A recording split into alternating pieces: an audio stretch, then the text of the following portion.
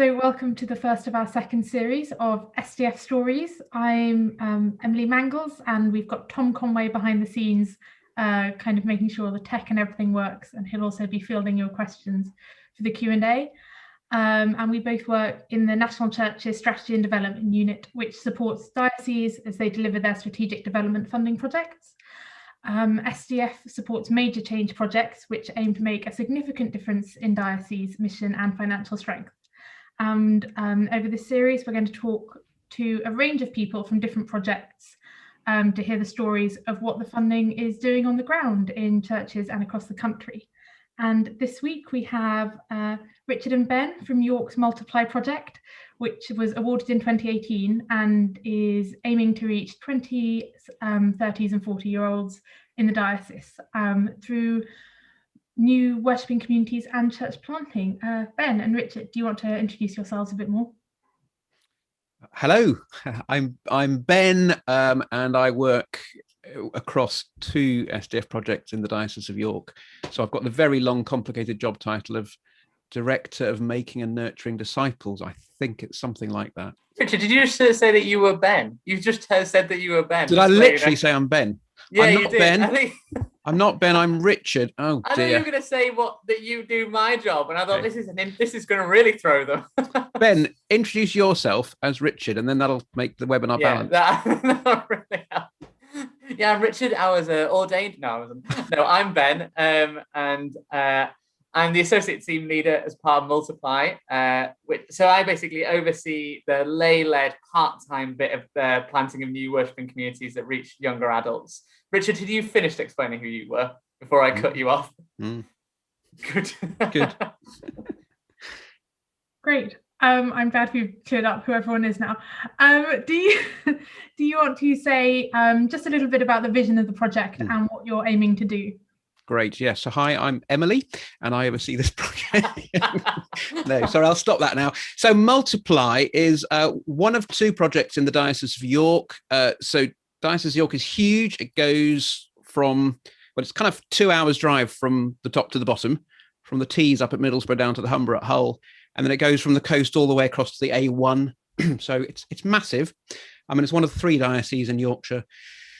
And across the diocese, there are two projects that are focusing on two demographics that we really need to become a lot better at reaching. And they're very overlapping demographics. So the other one is particularly focused on our communities where life is tough, where there's particular issues of deprivation, typically in Middlesbrough and Hull and coastal towns, etc. But then overlap with it is Multiply, which has been going longer. And that, as Emily said, is focused on adults under 50, basically. So it's a huge demographic. It's half of the adults in the population. If only it were half of the adults in the church. So actually only about 1 in 10 of adults worshipping in churches in the Diocese of York are in their 20s, 30s and 40s. So it's an effort to become much better reaching those people and them finding home within the church. So it's clearly a very diverse thing. Talking about younger adults, people can have a particular idea in mind that we're talking about students or those who just graduated. This is much broader, and it's market towns and cities and all sorts. And there are three sort of strands to that. So the first one is in 12 locations around the diocese, there are full-time Multiply ministers, we're calling them. So full-time pioneers. Most of them are ordained, a couple aren't. And they are deployed mostly in churches as a bit like an associate minister, but their job is all about starting one or more new worshipping communities, particularly to reach that age group. Not that it would just be for people in that age group, but that it would effectively reach those as part of the whole community. And so those are in all kinds of locations across the diocese. And alongside that, they give a little bit of their time, about half a day a week, to supporting neighbouring parishes across perhaps the deanery or more widely. And then the second strand, Ben could describe? Yeah, so the second strand is the one I'm most involved in leading, and that's the part-timers who are often funded maybe 8 hours a week or even not funded at all to plant a new worshipping community. And all of those are lay leaders. So in contrast to the full-timers we were talking about that are in all those different 12 locations, we've got these part-timers who are embedded in their parish potentially for decades, but certainly a number of years, and actually maybe they've seen some mission go quite well. There's one where there was January of last year, there was a messy church and had over 100 people at it. But the question often is, they've done these incredible bits of outreach and they're building these communities, and they're often kind of the key people at the center of parish life. The question is, where could this grow? What could happen next? Where could the people they're connecting to through things like Tots Praise, or maybe an Alpha course, or maybe even a food bank, what could that become? And so the small scale funding that we give them through Multiply, which is by a kind of grant application, that goes to employing those guys for 8 hours a week, and then they can start a new worshiping community from the really effective mission that they already have going. And so we have about 9 of those that have been funded so far. And then there are a few others, I think it's about 5 that are not funded but have started anyway. And we've got some extraordinary stories out of that. I think what Richard alluded to was that maybe at the start, the idea of reaching those in their 20s, 30s and 40s conjures up a particular image in people's minds. I don't know if it conjures up an image in your mind of what that's going to look like. Maybe it'd be someone with a guitar with fairy lights or something like that, or maybe it'd be something entirely different. I think what's been amazing about being able to empower these lay leaders in all these different places is actually we've had quite diverse outcomes of what it means to do a new worshiping community for younger adults. I can tell you lots more about the different stories and different contrasts, some in really deprived areas, some in more affluent areas, some in different kinds of styles and different kind of theological contexts. But I'll leave that to now, because Richard, you need to explain the third strand of Multiply. I do, but then we will definitely come back to some of those stories, because they're just wonderful. So the third strand alongside that is, many people will have heard over the years of St. Michael the Belfry Church. It's been an extraordinary place for generations now, and long before anybody was talking about resource churches, it's been a resource church. But that's been kind of specifically articulated within this SDF project for Multiply. So St. Michael the Belfry, who had already sent a large team up to church plant with Ben Doolan in Newcastle, but now focusing on the Diocese of York, are getting a curate with an expectation that they will take a team out. So getting a new curate every 2 years. So that means most of the time they'll have 2 curates at once. And the curates will go out with a team from the Belfry, either to plant something brand new or to revitalise an existing parish. Again, very much with this, how do we make sure that reaching adults under 50 is part of that? So that's the third strand. But I think we want some more of your stories, Ben. I was going to say, we actually have, I think, Ben coming for one of the later webinars. So do go on to a later webinar and we'll be talking to Ben about Newcastle. But yes, we would love. No, that's a different Ben. I think that's a different Ben. I think that's Ben. That's probably Ben Doolan. Yeah. But yeah, do tell us some more about what the new worshipping communities have been getting up to, and a bit of the range of what they've been doing. Yeah, of course. So as I said, often the places where we're funding, actually in all cases, there's some existing mission that's already happened. But as we know, at the end of an Alpha course, or maybe the people that have come to a food bank, it can be a big cultural gap for those guys to end up in the Sunday morning service that's existed for a number of years. And so the question isn't, oh, well, why can't they be transferred into what's already happening? Because the reality is that's just not occurring. So the question really is, well, what can happen for those guys? And so in a lot of places, we're seeing new worshipping communities emerge where those younger adults are finding a place of belonging out of what was the early stages of faith exploration and relationship. So we've got one in an area in Hull where they've just only been beginning. It started in kind of September, October. Obviously within lockdown, they've been meeting online a lot. And they had exactly that. I had a food bank where they were connecting with lots of people. And actually those people have been wanting more. They've been wanting to know who Jesus is. They wanted to explore discipleship a bit further. And so that's become a small new worshipping community. And And it's only just in its early stages, but they've already seen some amazing things happening. And I'll quote from the leader of it, who we funded for 8 hours a week. And she said, we've seen healing and encouragement. And she said, an unexpected blessing. One person has discovered an untapped ability to write creatively, because they're using craft and creativity to bring these guys together to explore biblical narratives, but also to build a relationship. Said another found a love of being in community, another friends in unexpected places. She was still very small, and lots of them start this kind of like quite small. But we're excited about the huge distance yet to be traveled with God as he shapes this community. We can't wait for the next opportunity we have for public collective visual creativity. And so since then, they've been doing things when they've been able to. In Veg Garden, they've created a Veg Garden that's brought loads of people together to, again, explore faith in unexpected ways.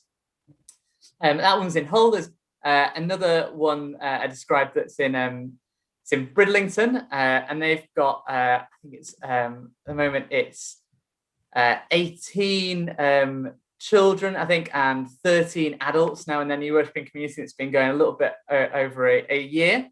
And that's been planted on a really quite poor estate where there's a lot of issues like food poverty. And the lay leader there, again, has deep connection to the local families, deep connection to that area. She grew up there. And she's an amazing evangelist, really passionate about sharing Jesus. And she's seen lots of people, again, connect through holiday activities. They've had music and sports things that have drawn people in. And the new worshiping communities become almost a hub for all that connection. And she said it like this: I used to live in desperation, and it pains me that people are living desperation all around us and don't know a way out. She said, I want to see people set free and become disciples themselves. And that is why I walked through this door open to me with Multiply. And so that's another really exciting one. You can just see someone that perhaps may not have got this kind of opportunity before in the church, actually opening up a door for people to experience belonging in church and find a relationship with Jesus. I've got so many more. Shall I tell another one before? Or I know we've only got so much time. Let's go for one more. We'll go for one more. All right, we'll go for one more. But you're welcome to stop me. Again, there's another one in one of the very poorest parishes in the country. I think it's the third poorest parish in the country, where again, there's a funded lay leader, and so much of her work started through connecting with refugees in the community, building a kind of a Friday morning families kind of outreach and relationship building thing. And the question was, where can this go? You know, it's building so much belonging, but is there something more where these guys, if they're not connecting with church, can they become part of some kind of new worshiping community? And so we funded her to start doing that. And I think one of the most amazing things about it is seeing her development. And she said, I'm blessed to have been pushed out of my comfort zone to try new things and get support from other Multiply leaders. Like Richard said, the full-timers support these guys as well. Throughout it all, I'm reminded that although things are different at the moment, the love of God is steadfast and unchanging, and that's what gives me comfort. So I think what's been amazing about that one is even through lockdown, there's still been connection and growth and that heroic effort to actually still build discipling communities. Yeah, no, there's such great stories and so encouraging to hear. And how would you say particularly that the new worshiping communities are kind of suited, or how are they reaching young adults in particular? Richard, do you want to tell us the stories about maybe how the full-timers are doing that?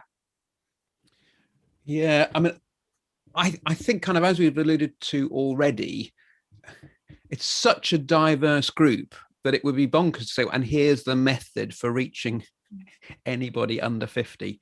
But there are overlaps. So I guess a good example would be the similarities and differences between two of the full-time Multiply folk in or near Middlesbrough. So there's Sam, who's in an area called Colby Newham, which is part of a parish which the parish had recognised it needed to be better at reaching. And it's certainly, compared to the one I'm going to come on to, it's relatively affluent. And Sam has been there building relationships, had already been before that a curate in Middlesbrough, so had some relationship stuff going. And they were all set to launch out of those relationships their first gathering on the Sunday after the first lockdown began, which was absolutely gutting. they've been really creative out of that. And so very quickly adapted that to what they call church in a bag.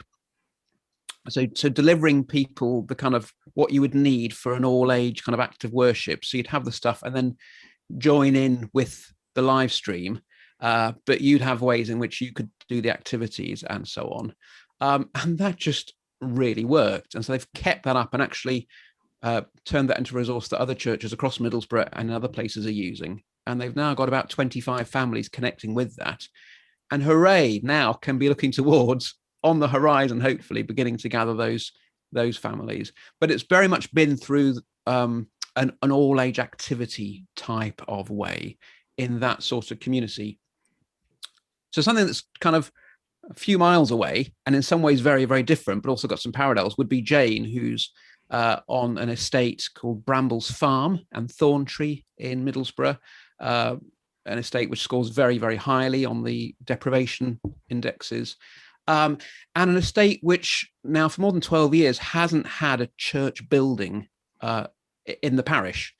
So neighbouring parish, priest there, Father Terry, has been overseeing this estate and doing fantastic work. He's got a coffee van. He goes and sets up and serves people coffee and shows them love through that. But we recognise this needed a really quite significant kind of starting from scratch thing. And Jane's a classic pioneering evangelist who come from a similar kind of background and had church planted in Sheffield. And so she has been seeking to build on the relationships there. Again, there have been deliveries, but the deliveries this time have been food parcels rather than all age activities. So you can see similarities and differences. And out of the food parcels and kind of showing God's love practically through that, there's now the very strong possibility that for the first time in a long time, there are people who will start meeting every week for worship on that estate. So in a way that there's no one answer. How do we reach? It's funny, we call them young adults. It's only in church you could call a 49-year-old a young adult. You know what I mean? I mean, let's get real. But actually in church, that is a young adult. I suppose the recurring things we're seeing are building trust, which takes time and can't be rushed. Out of trust comes relationship and community and belonging. And then from that, a sense of ownership towards gathered worship. All of which is probably very obvious, but that's our experience. I don't think it is always obvious. It's really helpful to have that drawn out. Can I just jump in quickly and say that just on Jane and just how busy lockdown has been, the monumental effort they've made, because she said that they've been taking up to 60 food parcels out every other week. In the summer holidays, that increased to 72 families. So they were supporting more than 260 people over that time. They also took out activity packs for over 120 children and ran events on Facebook as well. So it's also, Richard's saying about building trust. So much of that is about getting out in the community and having patience that by building those relationships through whatever means, by meeting those needs, by listening to what those needs are, they can actually over time get to the point where some kind of community can be formed. But it certainly doesn't happen right away, and it does take a lot of time and just huge effort. Yeah. I think that kind of leads us to the next one, which is what have been your personal highlights and what would you do differently? Oh, one personal highlight right at the top of it for me would be the way that God has answered the prayer for workers. So when we started this thing and we were looking across, okay, we've got a dozen locations where we need full-time people to up and move and come here, and then they will need teams, and then we're looking for people to emerge in other situations where they're local and they've been plugging away, and for local lay leaders to emerge. And then, well, we needed the team. Ben and Johnny works with him, overseeing the full-timers. And it was just that sort of every prayer time, the main focus was Jesus' thing about praying to the Lord of the harvest because the harvest is ripe. And it's astonishing now to see the people in place and continuing to emerge amongst the lay leaders. So that would very much be a highlight. And with that, I think, particularly people who perhaps wouldn't have had the confidence that this is something that they could normally do. And even in places where Ben mentioned some places aren't being funded, that's not because they're the sort of second class ones. It's that if what you're starting is really quite small and you're not looking that it will grow to a stage where it's going to be employing a 1 day a week leader, that's a precious thing. We can still support it with mentoring and training and so on, and see those people grow. And then where they've connected with a full-time multiply leader who's mentoring them, that's the real win-win. So that's a highlight. What would we do differently? Ben will come up with a better answer while he thinks of it. I just think this thing about people have written about the speed of trust, and we just talk about it a lot. The speed of trust doesn't always match the speed of SDF plans, which can be really challenging. And actually, one of the huge advantages the local lay folk have is that they've already got the roots in the community and they've built up trust. You can arrive in and have the most glittering previous history and all the gifts and all the training, but actually you're still going to have to take a long time to build trust. So I think what that would make us do differently is just factor that into our expectations as to what happens and when. But have you got a better answer, Ben? No, I certainly don't have a better answer. And I really like that you brought out the non-funding new worshipping communities that have emerged, because I think they're amazing as well. And I think actually they also show another way that this can happen. Sometimes it's not simply because it's small, it's sometimes because actually the setup of the leaders isn't such that they need or want to be funded, because they've actually got there's one that's actually grew quite a lot within a few weeks. But again, none of them are funded, and they need different ways of supporting them. They do need support, but it's just not an 8 hours a week role. I think in terms of what I'd do differently, I think it's perhaps what we'd do differently, but one of the major learnings from me has been seeing where that trust is already in place, where there's already that asset, is learning how to identify that really quickly, because actually some of that can be really invisible. It can be really hard to spot where someone actually has such amazing relationships that they're the real catalyst for mission, even though they might not know it themselves. And so I guess that's a part of it. And I think, one of the things I think we're going to keep developing in is encouraging leaders of churches and learning it ourselves is how do you spot those people? How do you call out potential in them? Because they may not know how to even step forward. They may only know the certain paths of the church that they've already seen. Maybe a friend of theirs has become a vicar, or so they only know that that's one of the ways you can lead church. And so I think it's been spotting that actually how the full body of the church growing in its gifts is partly about us being ready to see those diverse gifts be empowered. And by the way to do that is by spending time looking for it, I think. That's great. That's really helpful. And what would you, how has SDF helped you deliver this ministry? With anything? It's paid for it. I mean, it's the obvious, but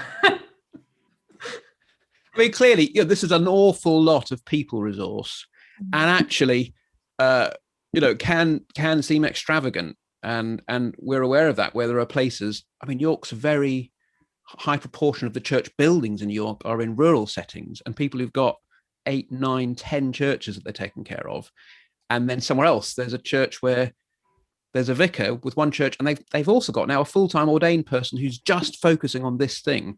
But I think SDF has given that capacity to do it, and given a structure and a kind of an accountability process alongside that means we take seriously actually what that resource means and don't squander it.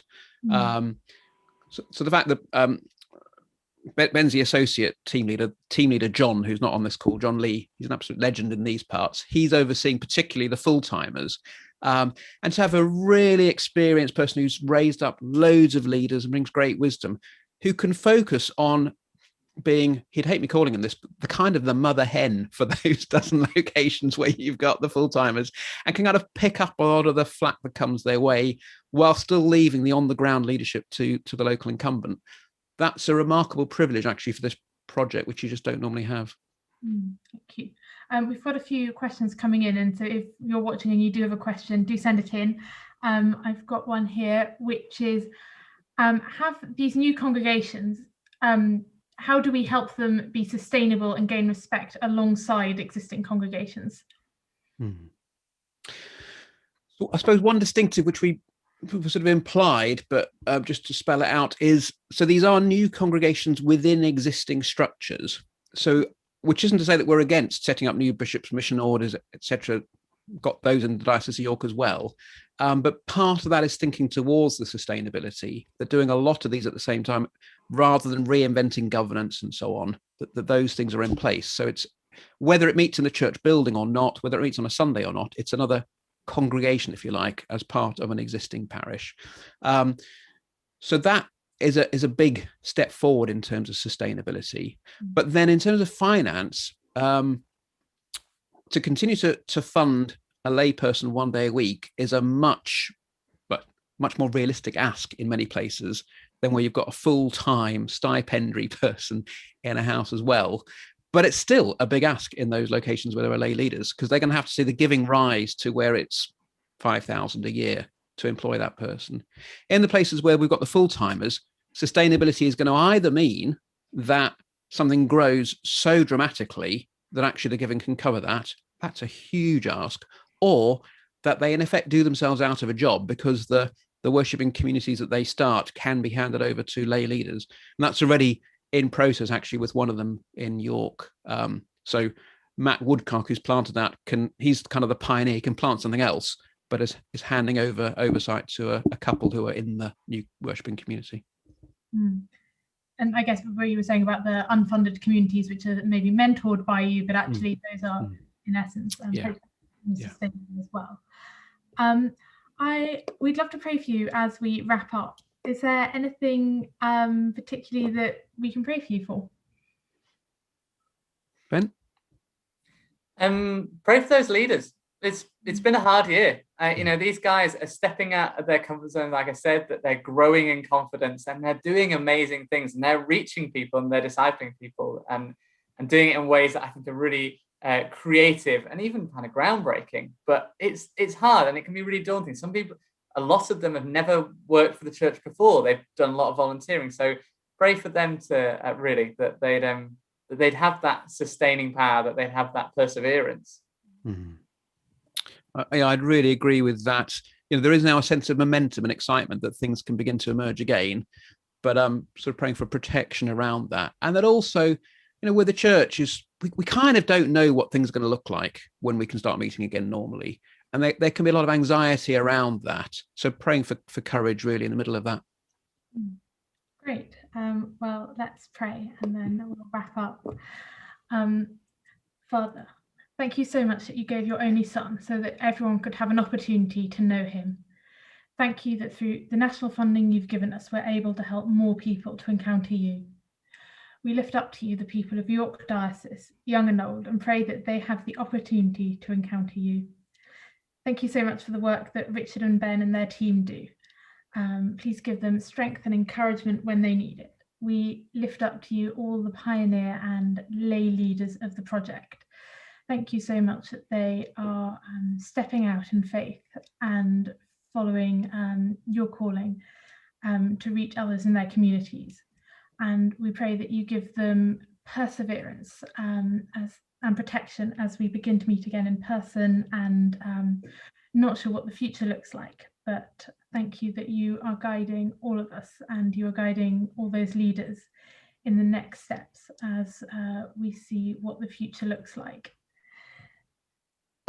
Thank you that you are with all of us and help us to all be doing what we can in the roles you have given us to advance your kingdom in every part of this nation.